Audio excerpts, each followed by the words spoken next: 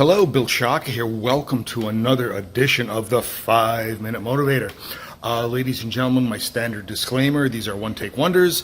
Consequently, you may hear a lot of interruptions that I am not going to edit out of the post-production simply because I'm here to give you a chunk of information. I say that primarily because I noticed today that we have some guests here in the condominium system that I live in Tamarindo, Costa Rica. Some of them are type A personalities, and they are pacing behind me at the pool with their cell phone glued to their ear, talking to the United States about their salespeople and about profit and loss, and they're just simply not able to decompress and take a few days off. And so you might see some of them pacing around in the background. There's also some construction work being done at the pool, and the magpies are being a true pain in the ass today. So what I have is the trifecta of interruptions and problems today with communication. But as long as you're aware of it, that's fine. Anyway, what would I like to talk about today?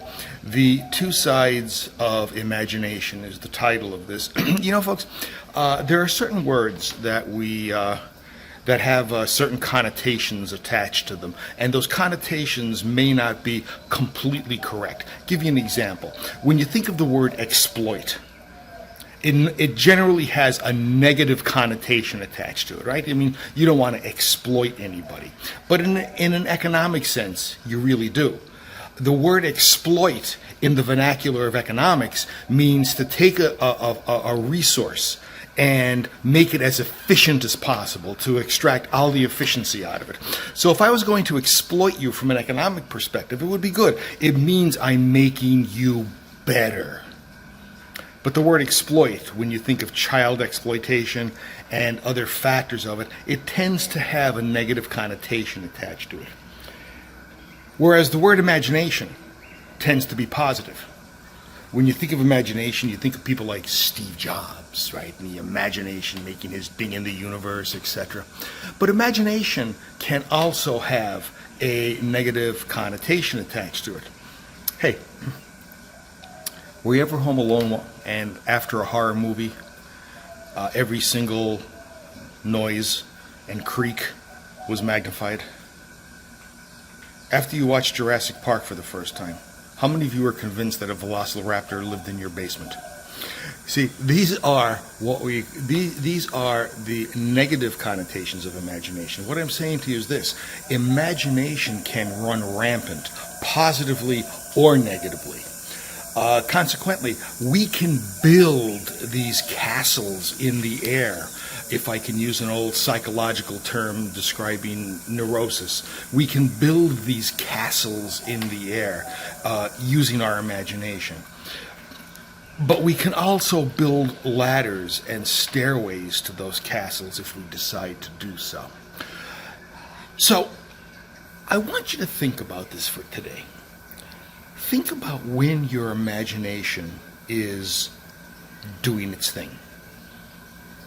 Imagining.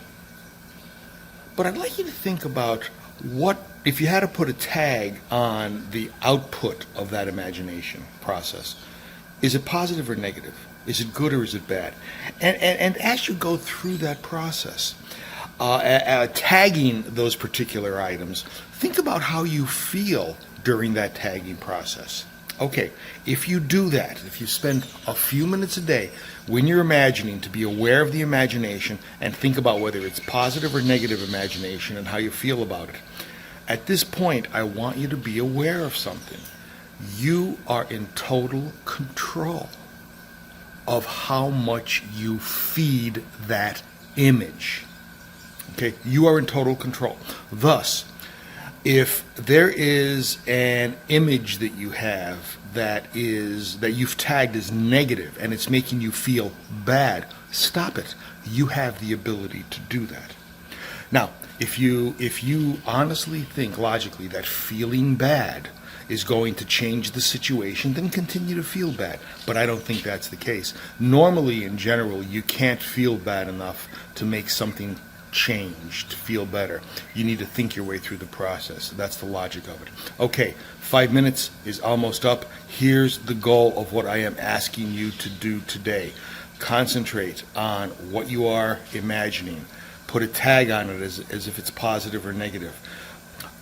Define the emotion behind the positive or negative, and then decide on whether you want to continue thinking it through.